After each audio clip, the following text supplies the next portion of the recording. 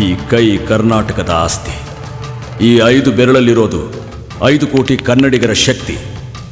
ಮುಷ್ಟಿ ಮಾಡಿ ಹೊಡೆದ್ರೆ ಆ ವ್ಯಕ್ತಿ ಮತ್ತೆ ಎದ್ದು ಬಂದಿದ್ದು ಚರಿತ್ರೆಯಲ್ಲೇ ಇಲ್ಲ. ಮನುಷ್ಯರನ್ನ ಕೊಲ್ಲೋದು ಪಾಪ ಅನ್ಕೊಂಡಿರೋ ನಾನು, ನನ್ನನ್ನು ಕೆಣಕ್ಬೇಡಿ.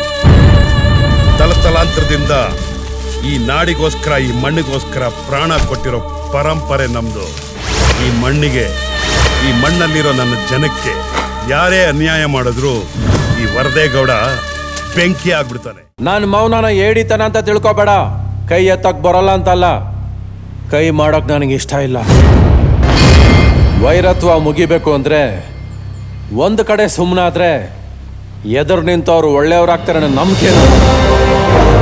ಗಂಡಸ್ತನದ ಬಗ್ಗೆ ಮಾತಾಡ್ತಿದ್ದೆ ನೀನು. ನಾನು ನಮ್ಮವರು ನಿನ್ನ ಕಾಂಪೌಂಡಲ್ಲಿ ಬರೀ ಕೈಯಲ್ಲಿ ನಿಂತಿದ್ದೀವಿ. ಇದು ಗಂಡಸ್ತನ. ಹಾವು ಕಚ್ಚಿದ್ರೆ ಸಾವು ಅಂತಾರೆ. ಕಚ್ಚಕ್ ಬಂತು ಅನ್ನೋ ಕೋಪದಲ್ಲಿ ಬರೀ ಬಾಲನ್ ಕಟ್ ಮಾಡಿ ಕನಿಕರ ತೋರಿಸಿದ್ರೆ ಹಾವಿನ ದ್ವೇಷ 12 ವರ್ಷ ಅಂತಾರೆ. ನಿನ್ನನ್ನು ಕಾಯಿಸುವಂತ ತಪ್ಪು ನಾನು ಮಾಡಲ್ಲ. ಹಿಟ್ಟೆಜ್ಜೆ ಹಿಂದಕ್ಕೆ ತೆಗಿಯಲ್ಲ. ಫಿಕ್ಸ್ ಆಗಿರೋ ಮುಹೂರ್ತ ಮಿಸ್ ಆಗಲ್ಲ. ಯಾಕಂದ್ರೆ ಹಣೆ ಬರಹನ ರಿರೈಟ್ ಮಾಡೋ ಕಾಂಟ್ರಾಕ್ಟು ಈ ಬೆಳ್ಳಿ ಹತ್ರ ಇದೆ. ಹುಲಿ ಹಸ್ಕೊಂಡಿದ್ದು ಸಾಯುತ್ತೆ ಹೊರತು ಹುಲ್ಲು ಮಾತ್ರ ತಿನ್ನಲ್ಲ. ನಾನು ಹೇಳೋದನ್ನ ಕರೆಕ್ಟಾಗಿ ಕೇಳಿಸ್ಕೊ. ನಾನೇ ಬೇರೆ, ನನ್ನ ಸ್ಟೈಲೇ ಬೇರೆ, ನನ್ನ ದಾರಿನೇ ಬೇರೆ. ನನ್ನ ಜನ ಫಾಲೋ ಮಾಡ್ತಾರೆ, ನಾನು ಅದನ್ನು ಗೌರವಿಸ್ತೀನಿ. ನಿಮ್ಮ ಹುಡುಗರುಗಳಿಗೆ ಹೇಳಿ ಇಂಥ ಆಟದ ಸಾಮಾನುಗಳು ಶಿವಾಜಿನಗರ ಗುಜರಿಲಿ ಕೆಜಿ ಗಟ್ಟಲೆ ಸಿಗುತ್ತೆ ಅಂತ. ಆದರೆ ಇದನ್ನ ಹಿಡಿಯೋದಕ್ಕೆ ಒಂದು ಗ್ರಿಪ್ ಬೇಕು. ಆ ಗ್ರಿಪ್ ಹಿಡಿಯೋಕೆ ಏನು ಬೇಕು ಹೇಳಿ? ತಾಕತ್ ಬೇಕು. ಆ ತಾಕತ್ತು ಯಾವ ಬಜಾರಲ್ಲೂ ಸಿಗಲ್ಲ. ಗಂಡ್ಸಾದವನು ತಾಯಿ ಗರ್ಭದಿಂದ ಹೊರಗೆ ಬರ್ತಾನೆ, ಪಡ್ಕೊಂಡೇ ಬಂದಿರ್ತಾನೆ. ಇದುವರೆಗೂ ನೀನ್ ಬರೀ ಕಾಕಿ ಹಾಕೊಂಡಿರೋರ್ನ ನೋಡಿದ್ಯಾ? ಕಾಕಿ ಹಾಕೊಂಡಿರೋ ನೋಡಿಲ್ಲ. ತೊಂದ್ರೆಲಿರೋರ್ಗೆ ಆ ದೇವ್ರ ಕೈ ಬಿಡಲ್ಲ, ತೊಂದ್ರೆ ಕೊಡೋರ್ಗೆ ಈ ಕೆಂಪೇಗೌಡ ಬಿಡಲ್ಲ.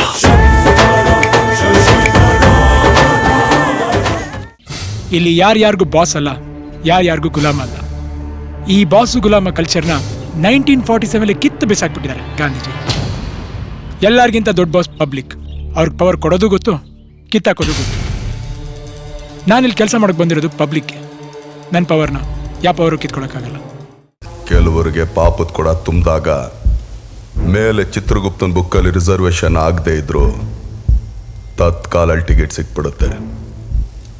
ಅದೇ ಕರ್ಮ. ಇನ್ನು ಕೆಲವರು ರಿವೆಂಜ್ ಬೇಡ ಅಂತೇಳಿ ಸೈಲೆಂಟಾಗಿ ಬದುಕ್ತಾ ಇದ್ರು, ಅದೇ ಟಿಕೆಟ್ ಕೌಂಟ್ರಲ್ಲಿ ಕೆಲಸ ಸಿಕ್ಬಿಡುತ್ತೆ. ಅದೇ ಧರ್ಮ. ಆನೇನ್ ಪಳಗ್ಸೋಕೆ ಅಂಕುಶ ಇರಬೇಕು. ಹುಲಿ ನೋಡಿಯೋಕೆ ಕೂರಿನೇ ಕಟ್ಟಬೇಕು.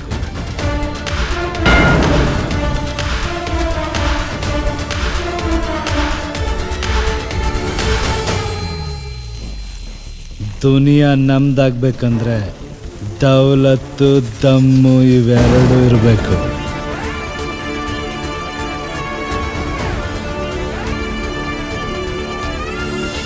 ಜೀವನದಲ್ಲಿ ಸೋಲು ಗೆಲುವಿನ ಪಗಡೆ ಹಾಕೋನು ಆ ಭಗವಂತ.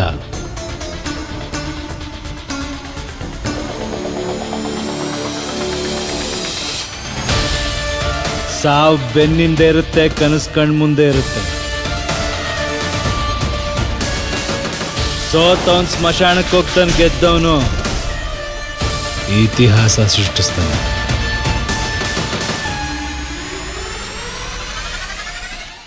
ತೋಳ್ ತುಂಬಾ ತಾಕತ್ತಿದ್ರು ತಕರಾರ್ ಮಾಡಲ್ಲ. ಎದೆ ತುಂಬಾ ನಿಯತ್ತಿದ್ರು ಗುಲಾಮ ಆಗಿರಲ್ಲ. ಗೂಳಿ ಸೈಲೆಂಟ್ ಆಗಿದೆ ಅಂತ ಗಾಂಚಲಿ ಮಾಡಕ್ ಬಂದ್ರೆ ಗುದ್ದೋ ಏಟ್ಗೆ ಗೂಗಲ್ ನಲ್ಲಿ ಹುಡುಕಿದ್ರು ಟ್ರೀಟ್ಮೆಂಟ್ ಸಿಗಲ್ಲ.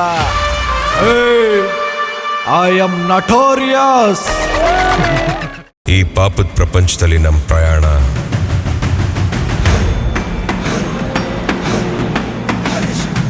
ಕೊಚ್ಚೆಯಲ್ಲಿ ಹವಾಯಿ ಚಪ್ಪಲಿ ಹಾಕೊಂಡು ನಡೆದಂಗೆ.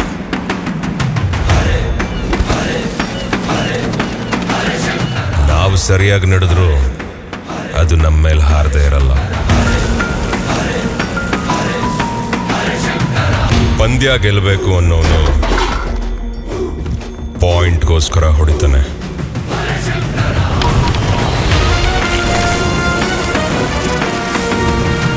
ಪಟ್ಟ ಗೆಲ್ಲಬೇಕು ಅನ್ನೋನು